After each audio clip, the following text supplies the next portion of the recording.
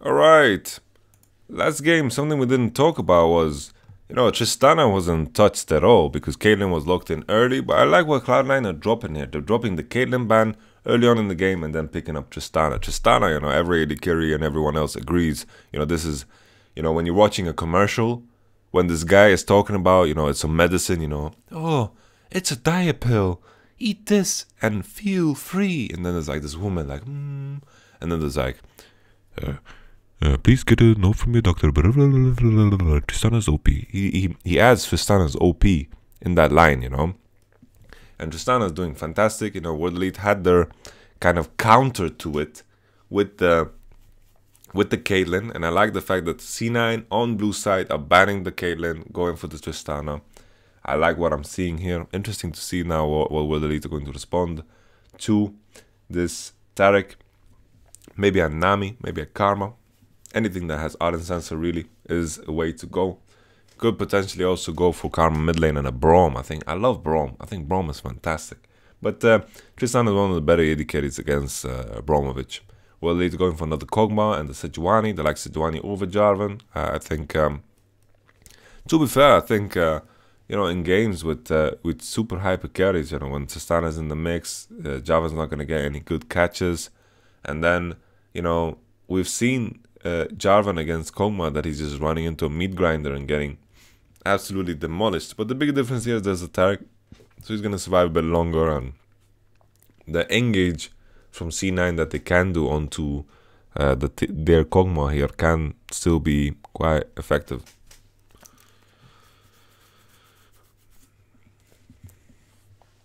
Jace is outie. Most likely Cloud9 are also going to ban Lucian to deny World Elite from any possibilities of putting an AD carry in mid lane. Shia has played Lucian in the past. If I'm not wrong, he was the one that brought it up first in competitive play. Possibility that I'm really off with that. I don't know the history of mid lane Lucian. That's a Cho'Gath ban. Lucian's in the mix. World Elite can pick it up.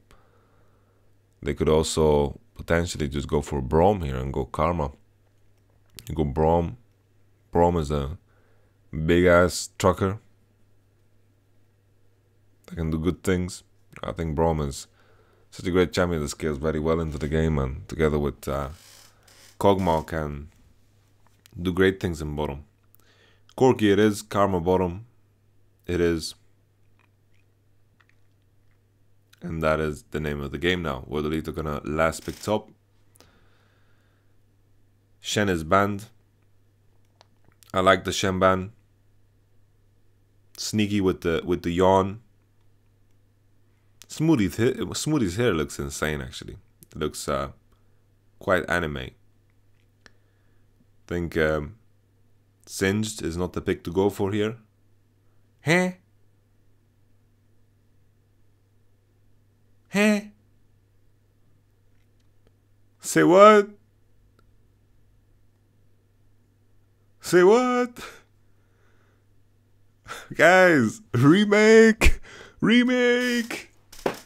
Remake! Remake the game! I did a mistake. What? Please, 957, tell me you play Cannon, dude. Tell me you play Cannon. Just tell me you play some ranged champion up top lane. Nara's out. Jace is out. But I don't know, man. Playing Singed against Karma, Kog'Maw, it can be rough. It can be rough for sure. Maokai? Singed is gonna have a good time against Maokai. That's for sure. Singed is gonna be out and about, and Impact has been playing this roam style. And it's been working out for him. He played at Nautilus and it was also working out for him. C9 have other ways to engage than with Singed. So he doesn't need to run in face first, right? He can wait and he can just go in for the flip. He can get himself in there and then flip the Kog'Maw. It can be good, Righteous Glory. Like matchup-wise, he's very happy. But playing against Karma and Corki and Kog'Maw can be very hard. So this is the weakness here of him. The main thing here that can be very interesting is how Jarvan and Singed interact. So Jarvan is gonna ult, and all of a sudden the pool of shit that Singed throws out is gonna be inside of Jarvan's ultimate, and no one can flash. So that can be quite juicy. What room page was so special for the Kog'Maw there? What room page was so special that it forced the coach to stay on stage a bit longer? What is that special room page? Maybe it's a move speed runes.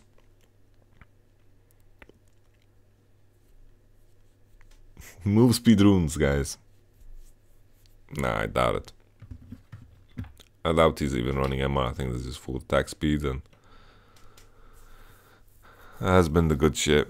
So the main thing I want to talk about more about Singed. You know, he has this surf passive now. He doesn't have the mana passive as before. He has percentage damage on his Flingaroo, and his W makes people grounded. It's like they added some glue component to the W of Singed, and people can't flash out. And the interesting part here is, if Jarvan and Singed kind of combo together, then we won't see any flashes, and that might be interesting here.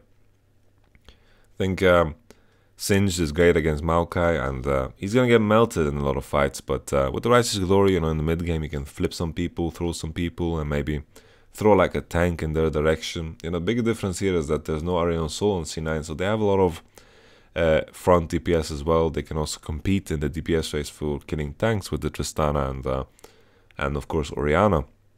So this is important to highlight. You know, Singed doesn't necessarily need to flip like key targets. He can flip Maokai and it can still be good, right? If Maokai gets too deep and all of a sudden it's like a question of who kills tanks and who kills what when. You know, it can be very interesting here for C9 and how the Singed interacts in the game.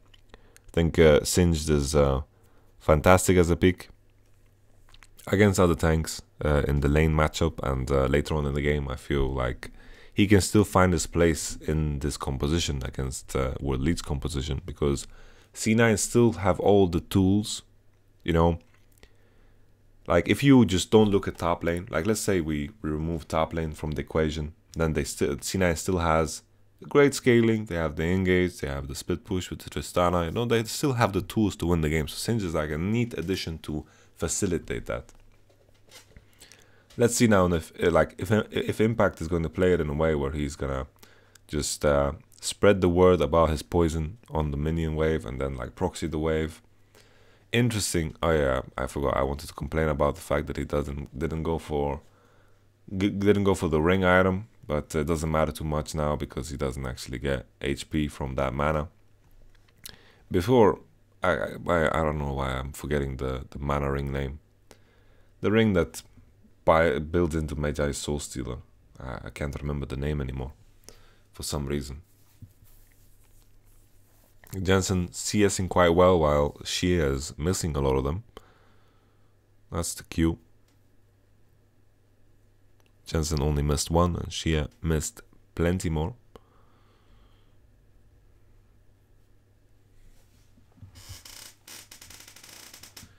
Contracts on the Jarvan again, we see him starting bottom side, got the leash from bottom. Sejuani starting top side, getting the leash from Maokai. C9 should be aware, World Leads should be aware. No fake leashes happening over at Worlds. Standing in the lane is just way too important to give up for that small advantage with the enemy not knowing where he started. Contracts is doing enemy golems, and Sejuani is mirroring and doing the same. Karma ranged against Taric is going to maintain push in the bottom and ensure safety here for Sejuani to do what he wants to do. Shia is a bit deep here in the trade, and Jensen is very happy forcing this trade. Maybe he can force a TP early on, or maybe he can even base here. And I think he might need another wave for the book. Maybe he has enough for the book. Shia might be in dive range here as well. Shia has no W, so that's the EQ. Oh, the flash from Contracts, juicy stuff. Condi gets danced around. Okay, the shield, Jensen, the shield. Oh moly, Contracts with the mechanics. Look at him go. Any junglers, bruh. Look at him go. So Shia, I thought he didn't have his W up yet, but he did. Came back in here, Contract smacked him once, EQ, and then follow up on the flash. Absolutely beautiful. Shia most likely should have flashed towards his tower and then would have been in a better situation. I think Contract would have died 100% then. Like right here, if he flashes upwards towards his own turret instead, and Contract needs to do an aggressive flash, then I think it's better. Like imagine Shia just flashes up here. You know, imagine it flash. I need to activate EpiPen. Get in there, EpiPen. Alright, big brother. Big boy. Alright. So if he flashes right there, boom pow, skrrra, then it's better. Then it's better, for sure. Thing to highlight that we didn't highlight last game, Mystic is running another Relic Shield game, and last game it didn't matter too much because, you know, C9 was just too far ahead. The beauty now of C9, you know, they are great in the early game, and I don't feel like they need to draft an early game comp to still have a strong early game. In this game, they actually scale into the game very well. So does World Elite, and World Elite have made it into their style, kind of, how they play and how they make the mid-game decisions and late-game decisions, playing to their comp strength. This time around, C9 have very similar strength, so it's going to be a clash of ideas. And C9, you know, with their history, they've been very good in team fights, and that's what it's going to come down to in this game. And C9 have shown now in the previous game and in a lot of games that they have a very strong early game, and I like the fact that Contracts is doing this with Javan as well. EQ lands Chia, gets popped, first blood for Contracts, very big deal, and then the shield comes in for Contracts, makes him survive with very low HP. That is clutch. That is crazy how low he is. Impact up top now, chilling out, bought some items, bought some freaking AP to go, and the corrupting potion item steroid. But I can't remember the item of this ring. I need to know. I need to know the name of this item. AP mana ring. Dark Seal, man, Dark Seal. Okay, Dark Seal. Yeah. Kogi's now getting smashed in the mid lane. You know, he was getting heavily outtraded before, and while that was happening, you know, while she was dying to the Jarvan, he had like this big ass wave. You know, every Australian dude would be like, "Whoa, dude, I want to surf that wave, man," and he just lost it to the turret. A lot of CS. And that matters a great deal here. Jensen's now level 6 and she is in Africa. Like, he's going to try to contest this, but they lose the 2v2 quite heavily. Jensen used Q on the wave, so Shia found opening here to walk towards the wave. Jensen had Q cooldown, and that made it easy for Shia. I think Jensen should have saved his Q and just forced Shia to take that Q to the face and potentially an ultimate, and then maybe Contracts could have followed up with a neat gank. Impact is going to start proxying the wave, and all of a sudden, you know, this problem in mid lane can become so much bigger if Impact transitions his pressure onto mid lane. Very curious what to see, or what we're going to see from Impact's build here. I'm expecting like a Mercury Threads, Righteous Glory, Adaptive Helmet kind of build, because Adaptive Helmet is fantastic against Kog'Maw and Corki, and we saw it last game. It wasn't enough to bridge the gap, but this time around they have a better composition to facilitate that adaptive helmet. You know, they're going to be closer in DPS race, and that's gonna matter a lot here in situations where World Elite are a death ball in. You know, even in this case, I think Banner of Command is gonna be fantastic. I think Banner of Command is a great item. I think Banner of Command is heavily underrated by all these teams that are in these scenarios. You know, you just send a Banner of Command to do the split pushing for you, and you can be the death ball and you can be the split push at the same time. You add a 6-man to your roster, and I think this item is underrated, heavily underrated. I love this item, Banner of Coco. You heard it here first, boys.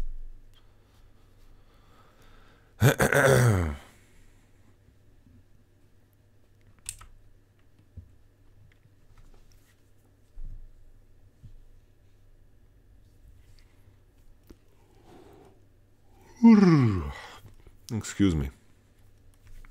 Impact can do some roaming into mid lane. Shia has his flashback up. A lot of inactivity here. And it's hard to say who's happier with what, but considering Shia's disadvantage in the mid lane and lack of flash, I think he's quite happy that it's been a stalemate for quite some time. He has his TP back up. Orianna's running cleanse, understandable, against Sejuani and Maokai. There's a plenty of CC. Bottom seems to be quite even. We don't know about turret HP, but considering the cameraman hasn't looked down bottom at all, I don't think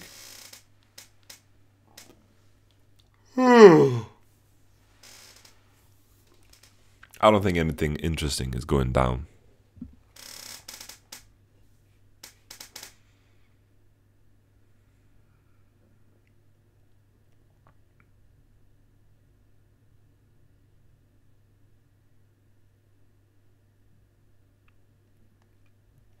Cloud9 can be very happy. They got accepted into the NELCS franchising and World Elite. You know, it's okay, Smoothie. You live because you are in the NELCS franchise. Okay, let's take a step back. So the map was completely mirrored. We saw Jarvan was up top and Sejuani spotted Jarvan. Sejuani then got priority into the bot side and walked in and put some wards here. Tara getting caught off and getting chunked. They were kind of looking for him because they did in fact spot him here. Karma's trading with him and Tarek is taking the path around, and Karma and Sejuani are just trying to catch him off guard by going for him here, and bam, flash goes off. Smoothie, Tarek ultimate also. Big cooldown save for Smoothie that are being used, and of course it's gonna matter here. Condi is doing Condi things. Tarek is quite low, and C9's bot lane is in a critical situation where C9 needs some assistance down bottom. World Elite's gonna get some hits off of the turret. Maybe they're just gonna go base, but I think World Elite's gonna go for the turret shots. Finally, we get to see the turret HP, and it seems like World Elite's bot lane is doing fantastic things. We talked about earlier how Karma should be able to push against the Tarek. The TP comes in. I think it's Shia TPing in. Maokai is just basing. And then the cancel comes in, and Orianna is starting to back off, and World Elite already got the tower. So great play here from Karma and Sejuani. They managed to spot Tarek, predict his path, force his flash and his ultimate, and his heal, I think, if I remember correctly. And eventually, C9 are forced to just back off. Contract was on top side, just give Jensen blue, and that was something that Shia also knew and hopefully communicated to his team. Jensen now with the blue buff and the base advantage in mid lane maybe can create an even further advantage, because Shia used the TP onto bottom and cancelled it, so he was doing the play for the team. He also died earlier on, so Jensen has an advantage. I think the most important thing now for World Elite is to defend this mid tower and keeping it alive. Tristana and Tarek is also rotating in, so C9 gonna outnumber the enemy team. Contracts is just trading with Condi. Shia's under the tower. Jensen with the ball might be able to ultimate here. Ball goes back, and then the turret falls. Sneaky applies the E. No problem. Kog'Maw should have been pushing bot lane during this ordeal, but instead he was just moping around. Interesting. Spell penetration build here on Singed. I don't know if it's correct. Liandry's Torment is a good item on Singed though, like for sure. I'm just thinking like Righteous Glory and Adaptive Helmet. I think this is kind of the better way to go, because you're gonna melt like cheese, you know, you're gonna be Gouda, man. Gouda in the microwave. 957 up top.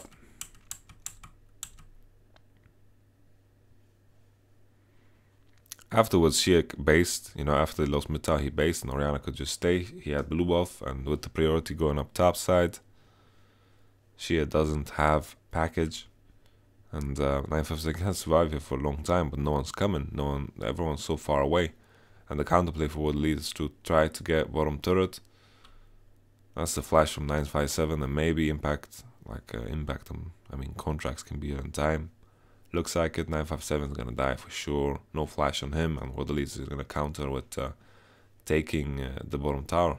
Good flash from contracts would have died otherwise, and I have to think if this play from C9 is even good, because Corki is farming mid for free, and he's also hitting mid tower, and World Elite now can rotate into it and potentially do a lot of good things.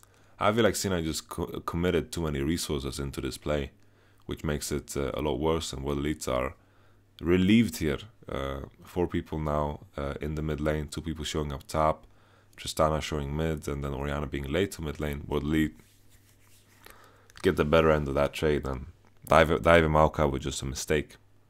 It was definitely a mistake. Like, first initially it was fine, you know, because they had some time to work with, but afterwards, like, Jensen needed to go back mid lane, and it just didn't happen. They kept diving, and World Elite were in position to make the counterplay on bottom, and I think that's what makes Kondi better than most junglers, is that he's rarely making situations where the enemy team, if they're creating something, then he's creating something.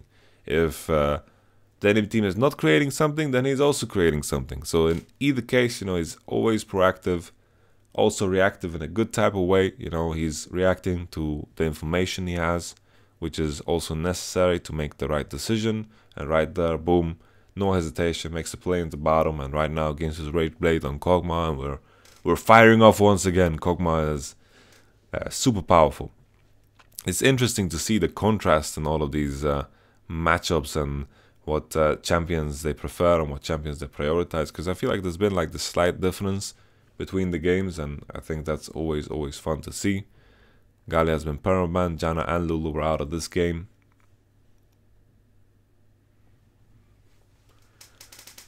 Ui.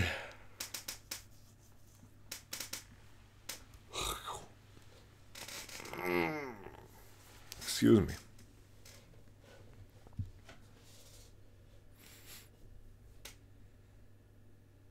Whoa. Impact does a lot of flipping damage, but he's also very squishy.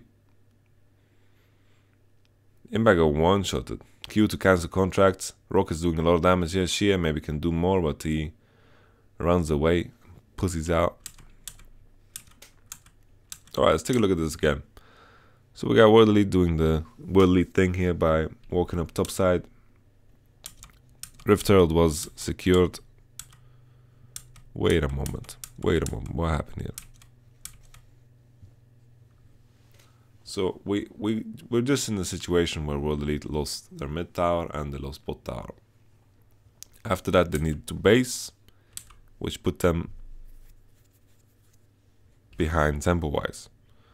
Maokai is showing up bottom, and Kog'Maw has her wave almost at his second tier turret. C9 with this priority from previously, because World Elite base after taking those turrets can take Rift Herald. After that, World Elite obviously know that the enemy team took Rift Herald, and they know that this could be a possibility. Mystic ends up being caught, becomes a bit greedy here. He thinks that, I think he just needed to flash the EQ there, and it would have been better. Cool KTP comes in, and Impact flips Kog'Maw. Like, he flips Kog'Maw and does a lot of damage there, right? He comes in here and then flips him for about 250 damage, but he also gets a one shot. So this build definitely makes me curious. I don't know if it's the right build on.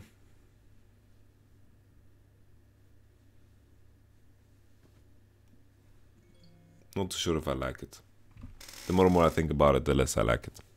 Meh. 12 o'clock. That's why my phone did a bring. So obviously, Misty got caught here. And then the fight after that. You know, right here. I don't know if whether he could just win this. Orianna has ultimate. Shia could maybe do more. Like he missed that rocket. Could have ulted maybe Jarvan. And then maybe Sejuani could turn. I don't know. Like, Orianna still has ultimate, so it can get very dangerous fast, and maybe they would lose more people. It's definitely a possibility.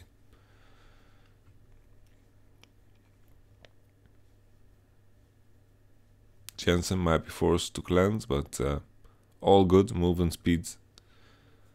Takes him to safety. Doesn't get flailed by Kondi.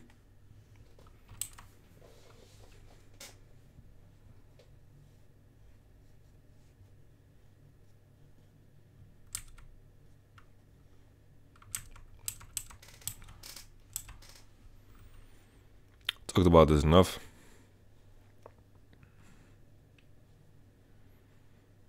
So right now, C9 are quite ahead on tempo.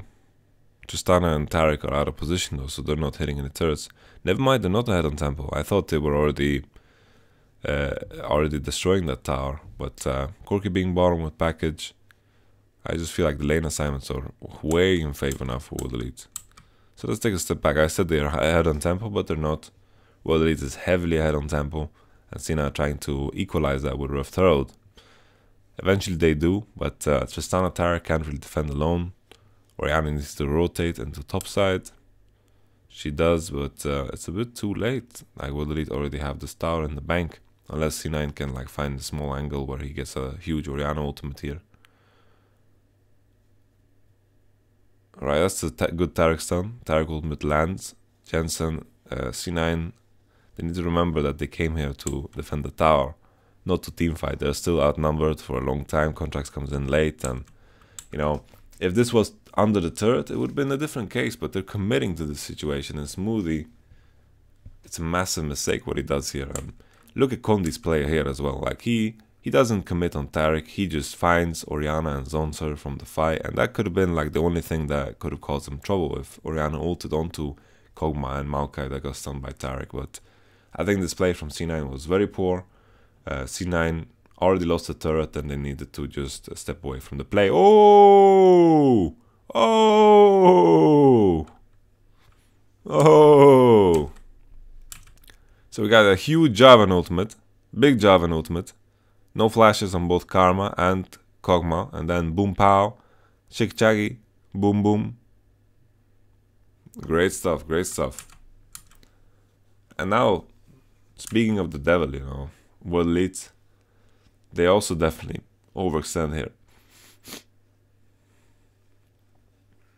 They overstayed their welcome, and their lack of flashes is a thing that C9 views very well here. But all in all, I think there was a mistake here first from Smoothie, being a bit too impatient with his engage, and then World Elite reading too much into it that they are actually outnumbering the enemy. I think they read too much into it and walked up a bit too far, and with the lack of ultimates here, they got caught, and with the lack of summoners, they also got caught, and then Jensen got the combo onto them with the Thunderlord proccing on both. Raiden.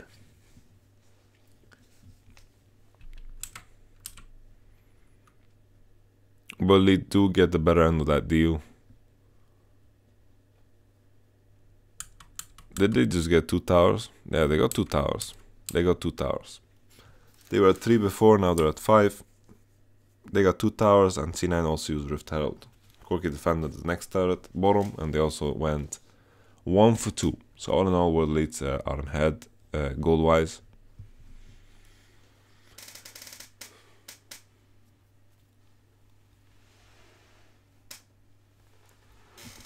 But the main thing also is, with kills, it's focused gold. And right here, you know, 2 kills on Tristana. Sometimes I feel like, you know, you could even argue that the value of Tristana getting all this money compared to everyone sharing like turret gold, it might be even better, because the faster Tristana reaches her breaking points, the easier for her. And especially in a game like this where she's been pressured by Kondi quite a lot. She got pressure on first tower, she got pressure on second tower. It matters a big deal here that Sneaky is behind, and World Elite have done a good job of pressuring with Kondi at the right time. And I think, oh, the stun comes in. Sneaky Beaky with no flash gets his jump cancelled. What is up with LPL and cancelling Tristanas? Absolutely beautiful. Look at Sneaky. Boom. Gets caught. Holy moly. Look at Kondi, man. Juicy stuff. Whoosh. Snaps Sneaky in half. Absolutely amazing, man. Whew. Beautiful shit. Beautiful. Beautiful, beautiful, beautiful. Holy moly. I can't get over MXG's his play yesterday. That was absolutely insane. That was insanity, man. That was crazy good. And this was also pretty juicy.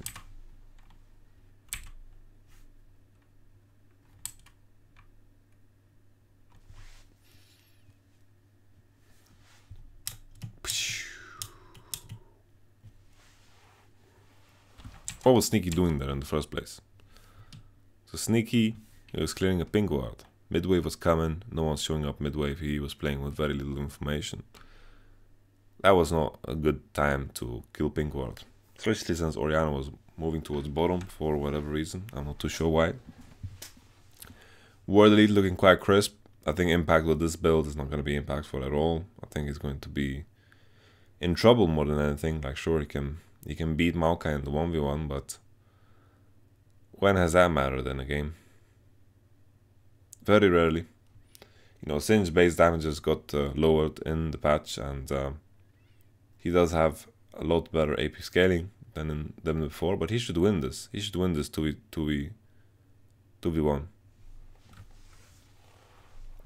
And Kog'Maw and Karma went all the way bottom. This is crazy, man. Crazy. They went all the way bottom. At 20 minutes. 20 minutes they went all the way bottom. My goodness. I didn't even realize. It just seemed too crazy to be true. And then right here, Kog'Maw and Karma coming in, showing up on the wave. And then C9 just started. I think their idea was to start it when Sejuani showed up bottom. But they get like the grand prize, and they also get Karma and Kog'Maw on the bottom. But C9 take the sharp decision of taking Baron and were the lead with a pretty strange slip up. But I feel like World Elite and RNG have had a lot of strange slip ups, and as it stands, you know, it's weird to say that this is weird things happening for World Elite, and silly things happening for them is a thing that we should come to expect. We should expect the unexpected when it comes to World Elite, because that was strange. It's not to get with this Baron. I don't think C9 is going to get too much value out of it, but it's definitely going to mean like a turret or two. And also the gold from Baron, and also like the fact that the enemy team can't really pressure for a long time. They can play the defensive game, clear the waves, but other than that, you know, they can't really pressure too much. Impact with his TP off cooldown or on cooldown, he's not going to be able to use his Nash to the max. Ryla is now finished on him. Sure, he gets some defensive stats from his ultimate, I know that, and health is an effective stat on Singe, but he's going to get melted here. He's going to get melted, and he's never going to reach a point where he's just going to dive the Maokai. It's just never going to happen, right? So I feel like this build to me is very unexciting, and I would have preferred like a Righteous Glory. I would have preferred Righteous Glory and some other juicy stuff. Like Adaptive Helmet. TP's coming in now from the back. Maokai is going to try to root everyone up here, and well, later in no fashion they are not weak in a fight, you know, but neither is Cloud9, and the flank here can be what is necessary. A big Taric ultimate lands on everyone, and ooh! Okay. C9 get a good fight, good combo. Taric ult gets used to the max buy contracts, and C9 should be able to win this because that ultimate was huge. Holy, look at that play though. Look at that play though. Good response. Fantastic Taric ultimate. Contracts. Snap decision. Walks in, gets it. Everyone except Impact is ulted, and then boom, pow. Holy moly. Shia and Mystic both have flash here, and they take the Orianna ultimate to the face. Boom. They get very low on HP. Shia uses his package to make a line in the ground. Did in fact have package, and also still got clipped by this Orianna ultimate. That's a big problem, and I think we would leave misplay here, and C9 could potentially break the entire base here by going into the second turret. They have a wave coming in now, and C9 are continuing to push. Might be a bit risky, they are low on HP, but Sneaky is very healthy. He can walk up here and still hit it with his E. I don't know if they can go all the way to an in-hit, because Mystic and Shia are coming back now with full HP. This might be risky, might be dangerous. Condi will try to look for an engage, but grounded effect. Whoa! Impact with that build is getting smackarooed. Man, Impact.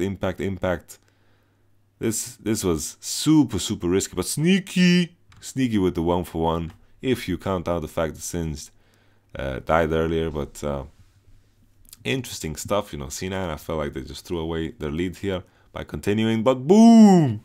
Holy moly, Jensen Jensen. What a crazy game. But beautiful stuff here from Mystic. Manages to get the counter kill, and Gonzag with the flash misses the EQ onto Condi. Continues to auto attack, but he's not going to do anything to WE957. Alright, let's take a step back and let's take a breather.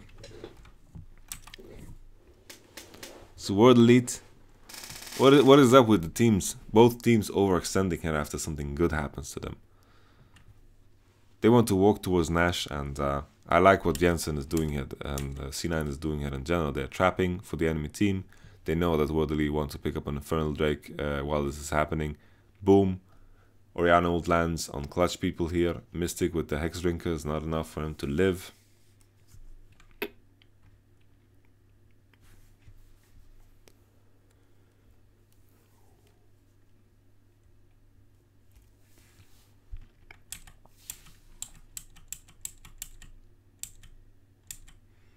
And then this situation just, I don't know, Impact just gets one-shotted, man. Impact, if he doesn't walk forward the way he does, it just felt like C9 are wasting time here by going for an inhib.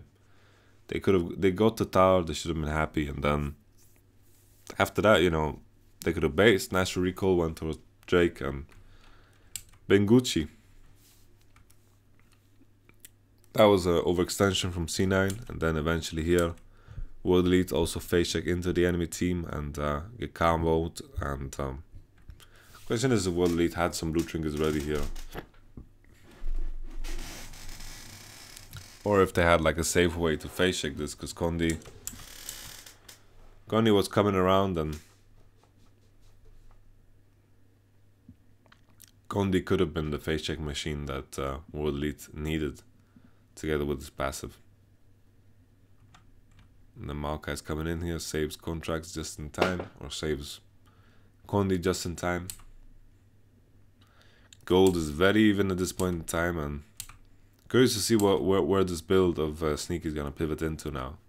Seems like he's itemizing Quicksilver Sash. I don't think it's necessary. Maybe he's itemizing MR. Could be fine, you know. A Hex Drinker against his full magic damage team. I think it's definitely understandable. Here we see C9 doing the overextension of their own. Impact walks up and just gets one-shotted, one popped. And Smoothie is really low on HP too. World Elite end up being the team taking Infernal Drake.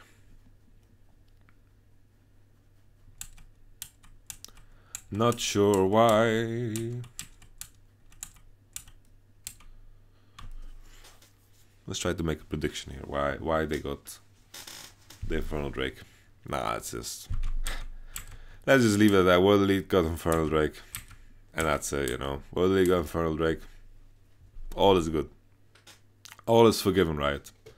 You know, Infernal Drake is fantastic on Kog'Maw because he's buying AP with the Ginsus, and he's also getting that freaking AD as well. It's quite decent. Having hybrid items are the most cost-efficient items to scale with Infernal Drake, stat-wise. Like Akali is a juicy Infernal Drake champion, but Shia here, does he even lose? I don't think he loses 1v1. Let's see if we see any Banner of Commands. I think Banner of Command could be so interesting. Banner of Command, bro. Obviously, Banner of Command is much weaker than Aegis in fights, but... And in this game, it's less reasonable to buy it than last game, because in this one, they actually can contest team fights and come out equally. I think Impact is going to buy Adaptive Helmet now. Such a big item. I think it's a must buy here. Banshee's Veil also on Oriana. Buying more MR than before.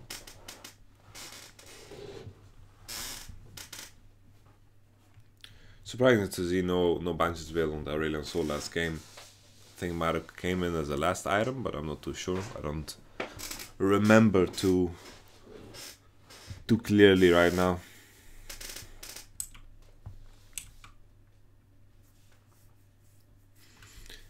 The only thing that's strange for me is this Kuma about Hex Drinker, right? But why wouldn't you just buy Wit's End? Actually useful item. Synergize with your items on That's way better than Hex Drinker in your end.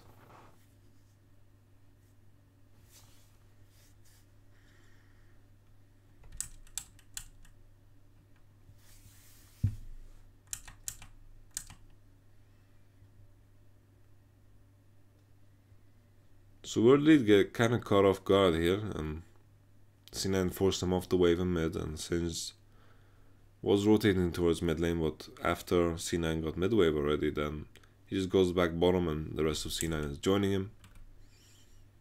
World Lead getting kind of caught off guard is an issue, and Kog'Maw is now basing to get some items.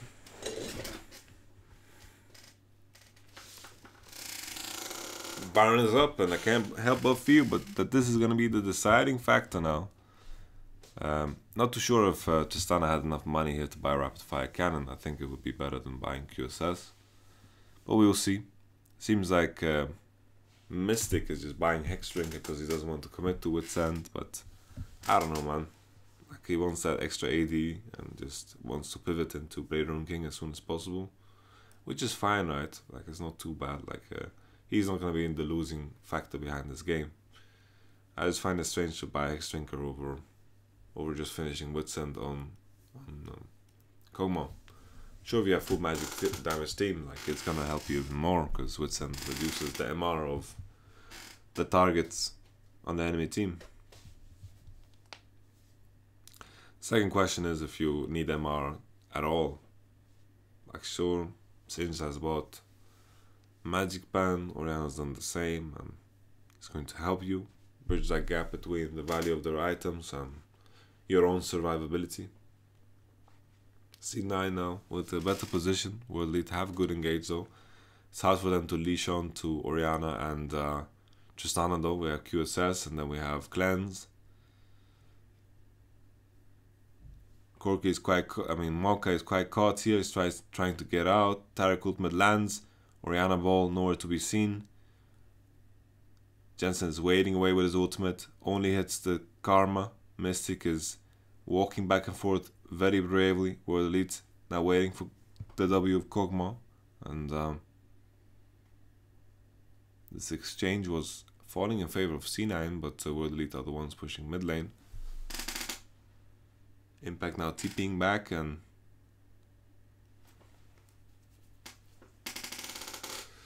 TP on the pink ward so it's visible. Oh! Second Baron now for C9. If they can get out of this, then they are so happy. Kondi's gonna die. Sneaky's in the back line. He has his W. Sneaky's playing very boldly here. Loving what I see here. Sneaky. Kog'Maw has his W back up again. That's the Orianna ball right on top of Kog'Maw. Team fighting from C9 here is very crisp. The Nash call was very solid as well. Now, to be honest, always when it comes down to these compositions, it's all about just being first to Nasher. Whoever's first to Nasher has such a big advantage. And once again, C9 here, Nasher is just spawning. You can go back to the point where Nash spawns. Nash spawns right now. They're basing and walking straight towards it. And World Elite are here around this time. But the rest of World Elite, while Karma is putting wards, are getting pushed off through mid lane. C9 have the position now for Nasher, and they just started straight up. They pushed one mid wave and they started straight up. The enemy knows, they know that the enemy knows, and they don't seem to care. They want to force World Elite to engage here, and in a situation where they engage, then Singed actually does a difference here. Singed is actually doing damage, and this AP Singed together with the Taric ultimate survives a bit longer, but you can see that he's almost falling here. It's crazy how dangerous of a game he has to play in order to be effective.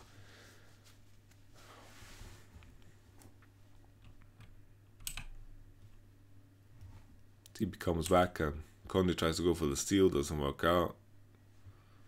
He survives with low HP, tries to come back in, and Sneaky is playing this very boldly, but he survives and played very well. C9 now in a very dominant position. They get the Baron, they get a couple of kills, they have a massive gold lead. they can start sieging down those turrets with the level 15 sneaky that they got. Mid lane tower does not exist, so they can also just pick up this inhibitor. Impact did need to TP back up, and we can see Impact has a massive level advantage over 957, which is impressive, right? He's been proxying waves, and World Elite's top lane has been forced to group at awkward times because of what Singe does. So the Singe pick definitely, it's been fine. If his build is what secures him this big advantage against Maokai, then I think it's worth it. But if it doesn't, if he can still get the same thing going on for himself with other items, then it's bad. But Leandri's Torment, understandable, should be good against the Maokaiovic, and Sneaky now.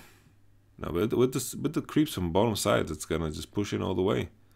And Mystic, I want to take a step back and just look at how he died here.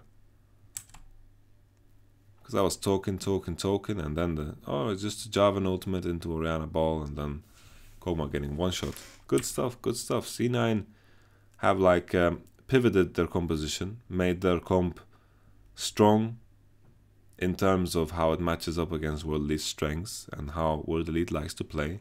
And they have very similar strengths, but C9's other strengths are still shining through here. They had a great early game, then Condi also had this great play where he took bottom tower, and C9 were very sharp in the late game in their team firing, and also in the way they approached the late game. The decision making was crisp, and C9, holy moly, the way they play team fight is just phenomenal.